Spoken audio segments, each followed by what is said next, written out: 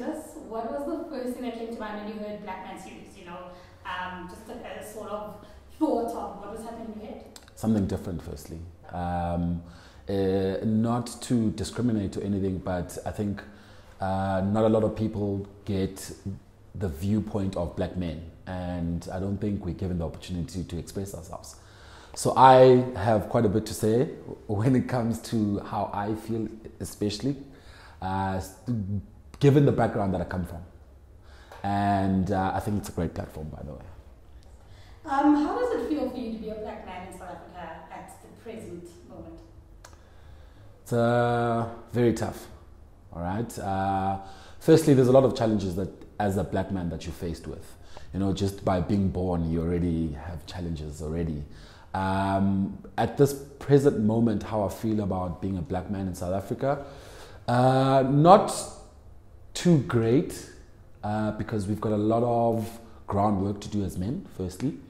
Second of all, I feel as though we are not given, as I said earlier on, we're not given enough platform to express how we feel, and hence the high stats of suicide by men. So I think there could be a better platform like this to always give an opportunity for black men to express themselves. And talking about that, I mean, you know, the percentage of men actually commit suicide is extremely high. You know, Yeah.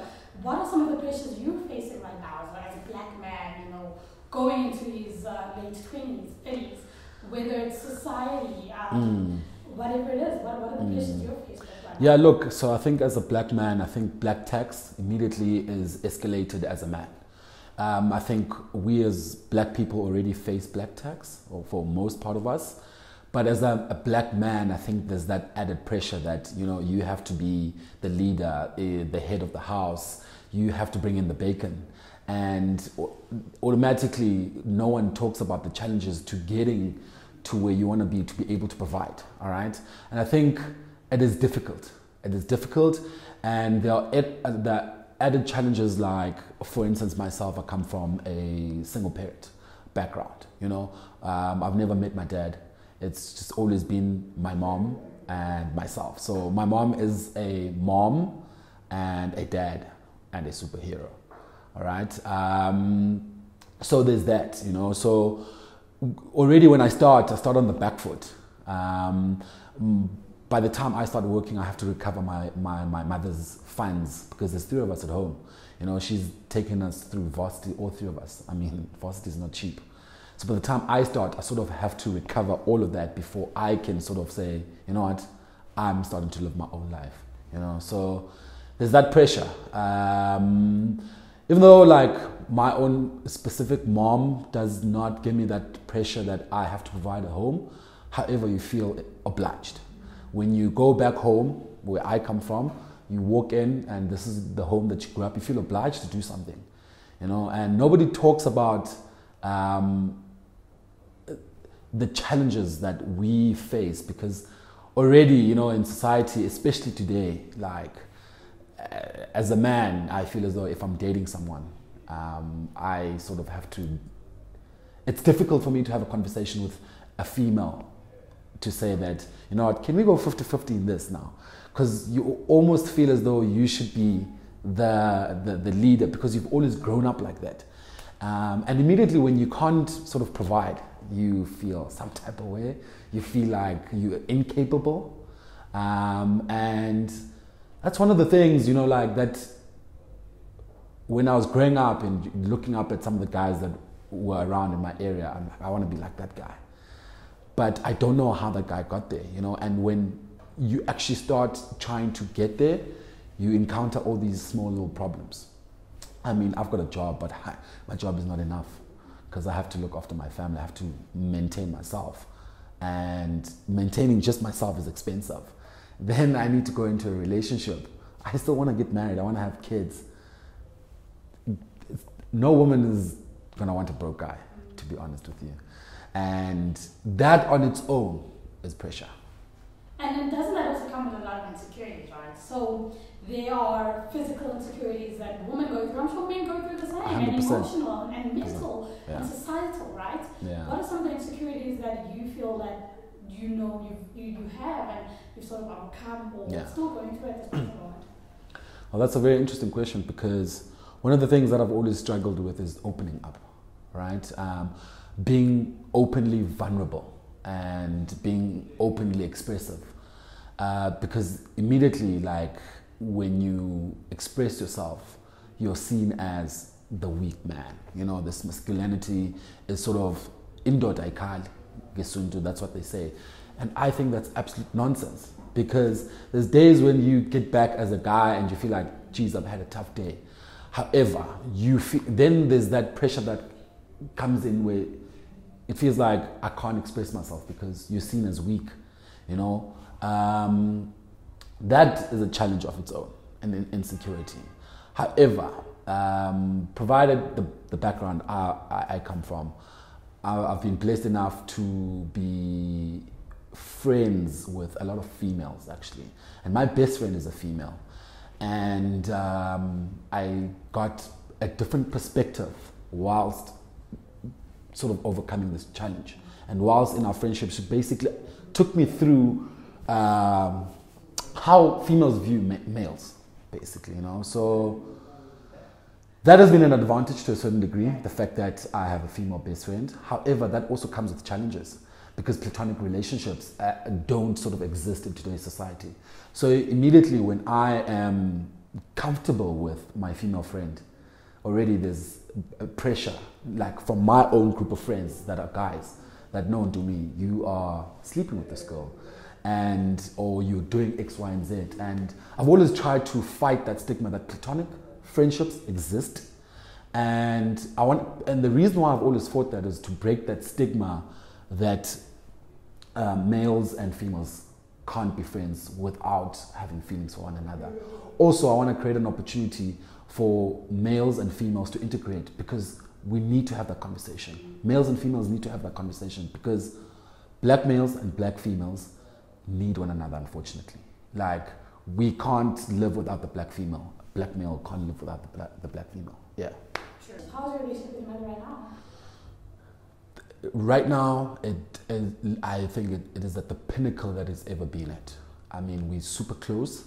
And it's obviously also been driven by a lot of circumstances that we faced. So it's made us closer. In fact, another insecurity of mine, or a sort of trait that I have, is I don't trust easily. And the only person that I trust is my mother at this point in time. You know, because whether I do 1, 2, or 3, or I don't do 1, 2, or 3, I still get that unconditional love. Do you understand? And I think also the reason why I am super close with her is because I've seen what she's done.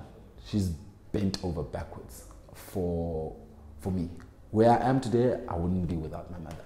If it wasn't for her, I mean, like, we actually always reminisce when we having dinner, and just the opportunity to take her out for dinner, and we always say, we never thought that this day will come, that we can be at a restaurant in Sandton having dinner and we're comfortable enough not to feel pressed that, oh, you know what, we can do this once. Whereas back in the day, we used to scramble for money for bread. You know, I don't have that typical story of rags to riches, no. However, as a single parent that was a teacher, she really struggled with 3 boys. So, yeah, I always literally salute her, and I don't think they get enough credit. I've struggled with relationships, like, immensely. But I also don't want to use that as leg room to say that, you know, because I didn't have a father, this is how I can treat females. No, I need to take accountability for my actions, right? However, I think the mentoring would have been amazing. I've always desired to have a father figure. However, now that I'm older, I don't desire to have a father figure. So I've actually used it in reverse to say that I actually want to be that father figure for my kids, as opposed to looking for validation to someone that I don't even have a relationship. I often get asked this question that, Ntumi, you never talk about your dad. You're always talking about your mom. And I say, I don't know my dad. And even if I had to meet him today, I wouldn't feel any sort of way. What emotion would be evoked, because I've never known him. I know this is pretty much hectic to say, but I got asked this question: would you attend your dad's funeral if he had to pass away? For me, I said no. Like, what am I going to go mourn? The fact that this guy, I don't know what he eats, I don't know what he dresses like, I don't know where he sleeps. So who am I going to go mourn? You know, and that doesn't come from a place of anger. I'm not angry. I've just accepted the fact that he's never been there, and that's the reality of it. So I can't sit and moan all the time that, oh, I don't have a dad, I don't have a dad. So I need to be the best dad. Like, and I've seen that with my brother. And my brother is the worst at relationships as well. However, he's the best dad that I've ever seen. Like, my brother will kill you over his daughter. However, when it comes to relationships, I think it's disgusting. Yeah. Complete the sentence for me. A man has to be. Whew, that's interesting.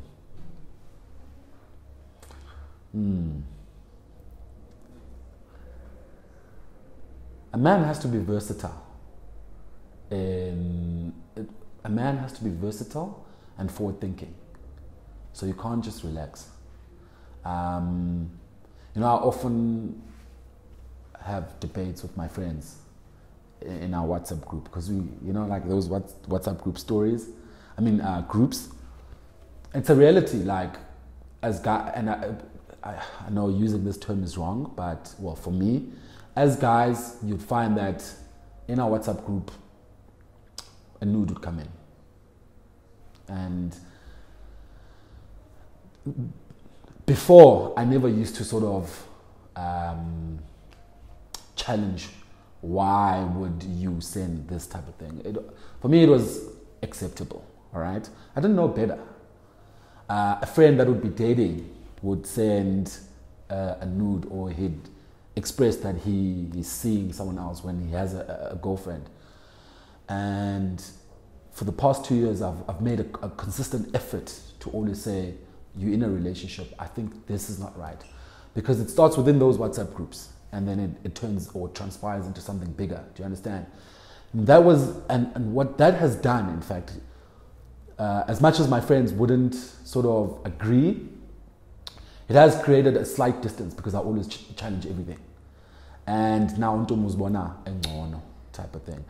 I don't know whether it is because I come from the Eastern Cape, and it's very masculine. Like yesterday on my social media, I went berserk about the man indoda Kali. The backlash that I got from guys, and there's a handful of guys that actually responded and say, you know what, I faced 1, 2, and 3, or had a conversation, because ego and pride are always at the forefront of the male, and we don't want to drop it. I used to be like that. Definitely used to be like that. However, I'm learning to drop ego and pride, because there's a lot of things that I face. I'm facing a huge problem right now when it comes to my mom, and the circumstances that she's faced with. I have to intervene. I cried just last night to a friend of mine, and right at the end, I didn't feel as though, is she going to view me differently, that Ntumi soft or weak, whereas before, I would have been like, oh, hell no, there's not a chance that I'm talking to you, So there's a lot of dynamics to being a black male. And I think the biggest thing is not being able to speak up. And that's why I said earlier on, black males and black females need one another, because what tends to happen, and this is when I started to speak, you find that some females are going to shut you off, like, Ntumi, you're too emotional, or what kind of a guy are you? Like, you're too emotional. Then that sort of puts you 5 steps back, like, oh shucks, like, should I open? So this thing of opening up is also a bad thing, because now I want to open up, I want to tell you how I exactly feel, but also when I don't open up, it's a problem. So where's the balance? So I don't know, maybe apparently I'm too emotional. But Ntumi, you weren't always this emotional, right? Yeah. Let's talk about varsity or high school or primary school. you were the man of the man, the jocks, you know, whatever. Busy with the girls, the man in varsity. You know what I'm saying? Yeah. What would you now, as a 28-year-old, say to the younger Ntumi about being a man? That a man is not supposed to be boxed, right? So a man shouldn't be a man because he's the sort of leader of the family or head of the family or the provider, or a man is not a man because I don't know how to express it, but what I'd say to the younger self is that make better decisions, like make the right choices, because some of the decisions that are made in varsity and in high school have crept up at a later stage of my life a little bit, you know, and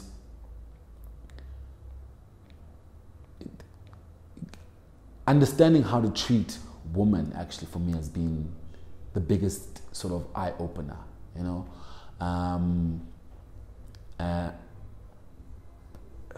Right now, I struggle to be able to treat women better because of the decisions that I made. So you were a man back in varsity because they use the word dribble now. So you were a man back in the day, or you felt great, or you were that guy when you dribbled females, and that was acceptable. And when I was at that point, it was okay, you know. So, and what has happened now at a later stage in my life is that I've sort of felt empty a little bit, and I think it's because of what I used to do back in varsity. So, and I struggle to even get in bed with a woman these days, because I understand sex to be a deeper thing now, whereas back in the day it was just you're a guy, you're drunk, you know, you use that as an excuse. Whereas there's a higher power when it comes to sex. It's not just getting in bed and just doing the thing.